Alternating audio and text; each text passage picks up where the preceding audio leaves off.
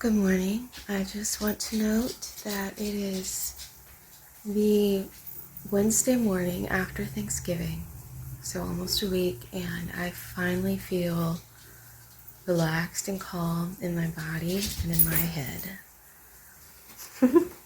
I've been having to focus for almost a week on staying calm, trying to bring myself back down, a lot of jaw tension, and that's what causes a lot of migraines is I'm subconsciously clenching my teeth.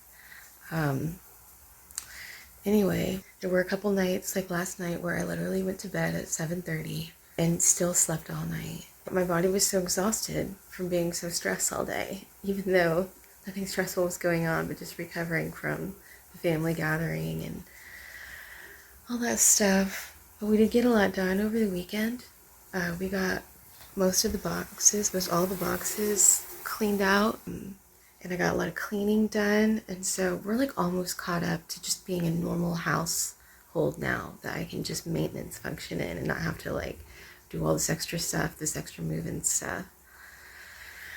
It's different. It is. I've never rented a house before. This is my first house to rent. It's always been an apartment, and it is different. There's more space.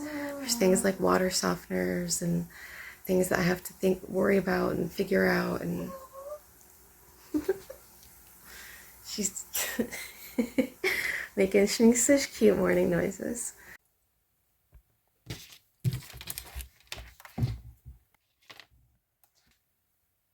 I love you. I love you.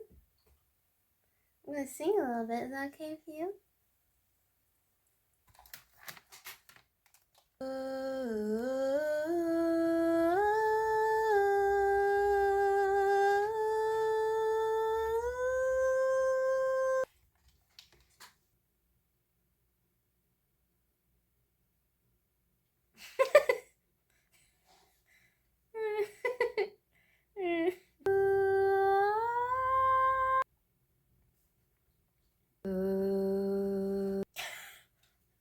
That sounds so bad. That was really close. I'm gonna redo it though.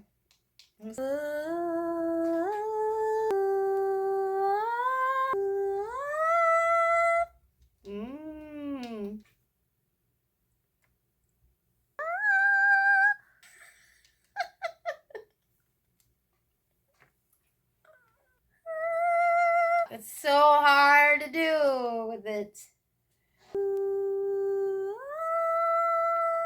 That's it. That's all it is.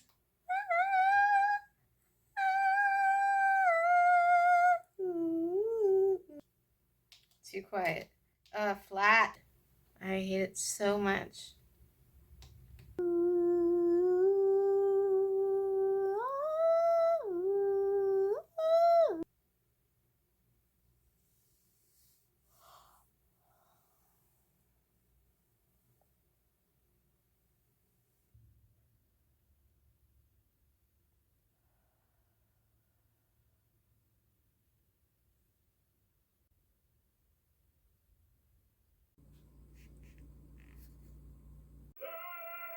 Anna, come. Good job. You did so good. When I was younger, I always said I wanted to be a grandmother, and people would tease me that I had to be a mother first. And I said, I don't know how I'm gonna do it, but I'm gonna do it. Today to buy some candles and incense. Ask me, she's probably a member of one of them religious cults. You say she's all alone? What I heard, she's available and hot to trot.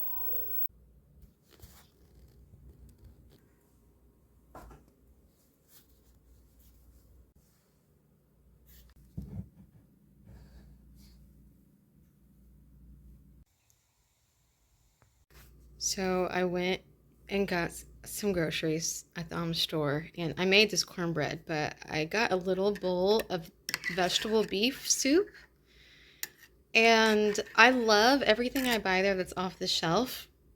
This was pre-made and in like a refrigerated section in a little plastic container, and I got it because I knew I was really hungry and needed to eat as soon as I got home. This is gross.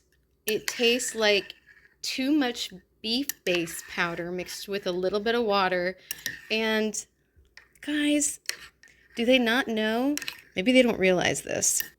I recognize frozen vegetables when I see it. I went to public school in America. Okay? Look at that. Can I find some really... Yeah, look at these. Look at these perfectly cubical soft carrots. There's been one piece of beef in it, by the way, and I ate it, and it was gross and bouncy. Ugh, this was $6.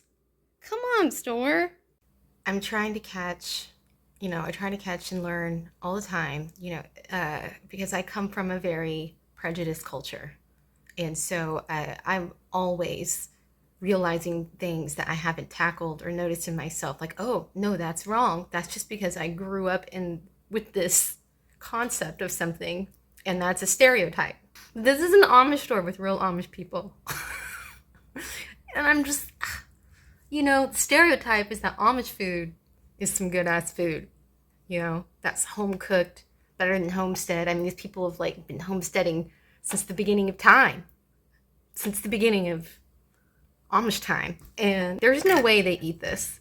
It doesn't taste like broth. It tastes like au jus that you would buy, what's that called, with a roast beef, a long roast beef sandwich with Swiss cheese, and you dip it in au jus, and I love au jus, but I don't want to eat spoonfuls of it with little bits of vegetables. That's not what it's meant for, and that's what I mean by it's gross. I'm like, I can't eat this au jus, because there's obviously nothing else. There's nothing else in here to make it into a broth. This is not broth. Ugh. I'm just so disappointed. I thought for sure I could trust, is this a trick? Is what their kids made because they're learning how to cook, and they're like, we'll just sell it in the store. It's fine. And I guess I shouldn't stereotype Amish people as all Amish people being able to cook. Either if they're not giving us the real deal in the store, or this is just really how they do vegetable beef. I hope this is not some kind of cultural miscommunication, misunderstanding. That's what it seems like. It almost seems like people ask for vegetable beef stew, and they're like, how do you make that? And so they whip something together. That's kind of what it tastes like. I just can't get over this. I trusted them. I don't usually buy pre-made stuff from grocery stores, and I trusted them, and I shouldn't have. This is not good for my PTSD or my trust issues. I can joke about it because I have PTSD. I'm joking about it because you get to that point where you feel like you can't trust anything in the world, and then you're calming your anxiety, no, that's irrational. And then you're like, but I trusted the store. I trusted. What am I going to do with myself? My gosh. I just can't believe it. I really love going out there. You go out to Amish community when you're out there. It's so quiet. It's nice. There was a nice Amish man who smiled at me while I was leaving the store. Well, whatever. It's a waste of $6. Let's see if I can't dip some cornbread in this obvious au jus base. It's so potent. It's okay. I just don't like wasting money. That's the big thing. It wouldn't be such an issue if I wasn't just so worried. I don't want to use that word with money. I don't want to put that kind of energy out there. But I don't like to waste money. It's fine. It's all fine. At least now I know. Now I know. Stick with your gut. Don't buy pre-made food. The vegetables had no taste. That's also how I knew they were frozen.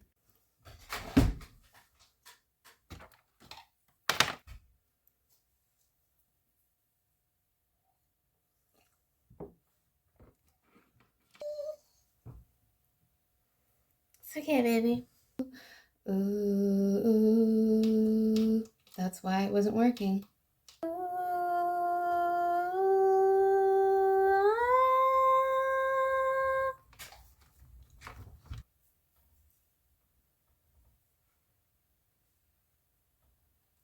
Okay, that's the part.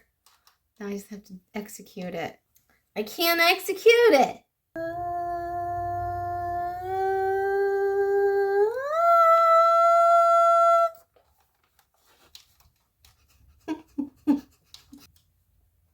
Okay. It's too loud at the end. I gotta keep it quiet.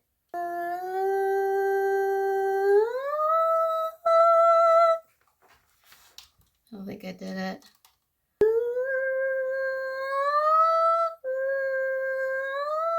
Keep it soft. Keep it soft. Keep it soft. let's hear what it sounds like.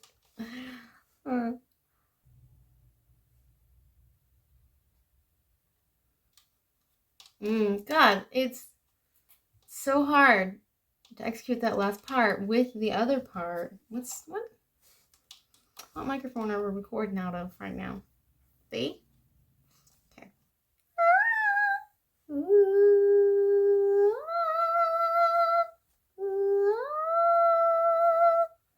It's taking me too long to get there. Just throw it up there. Throw it up there, Jimmy.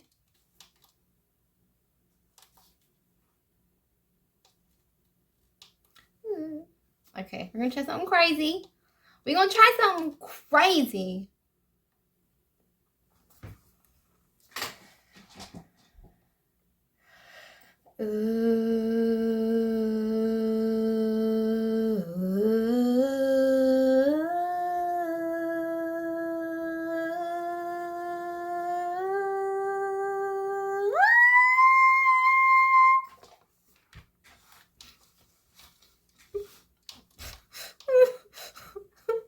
What if it sounds great? That would be cool.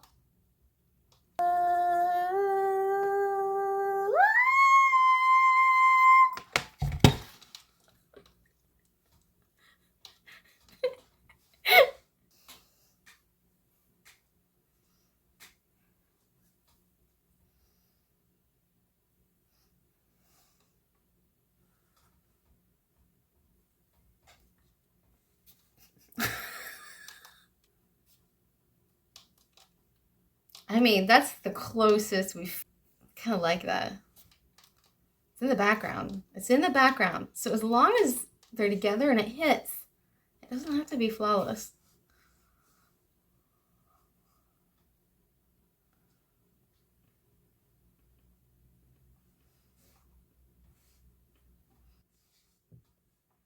I love it. That works.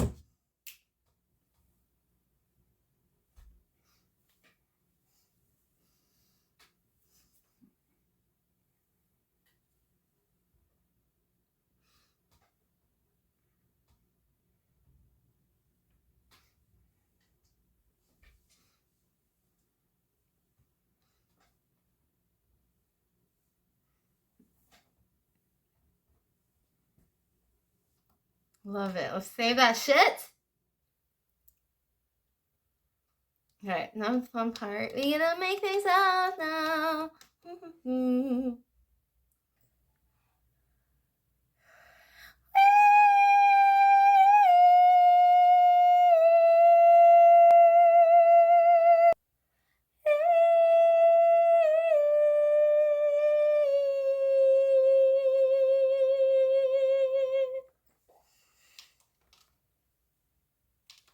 We're gonna do that.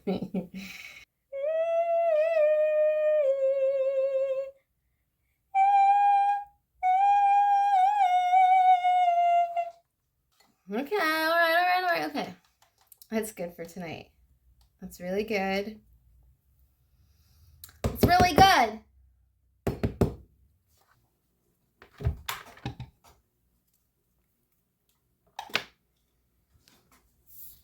I did end up finishing that song, and I made this, whatever, picture. This is going to be the cover. It's going to be like that. I'm still deciding what the title of this song is. That's usually the last thing I decide. So check in the description of this video for the song title and the date it's coming out.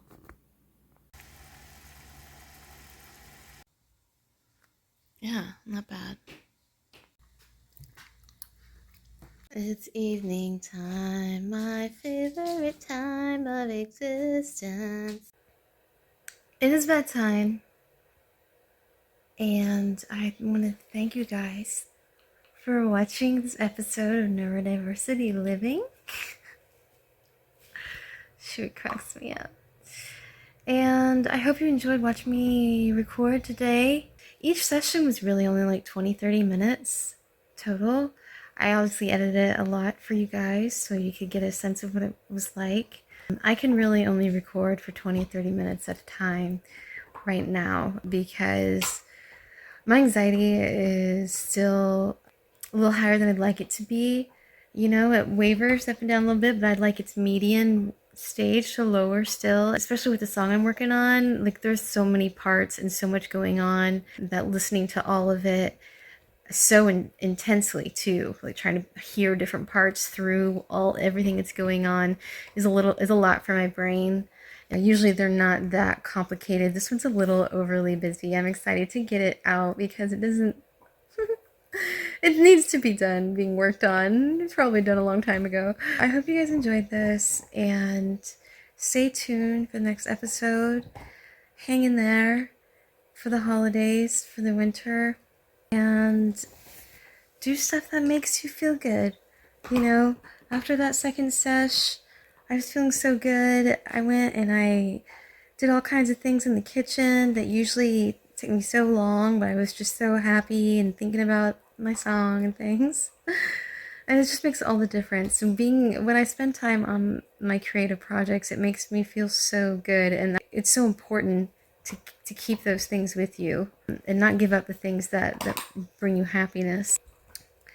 Anyway, we'll talk to you guys later. Thanks for watching. Bye.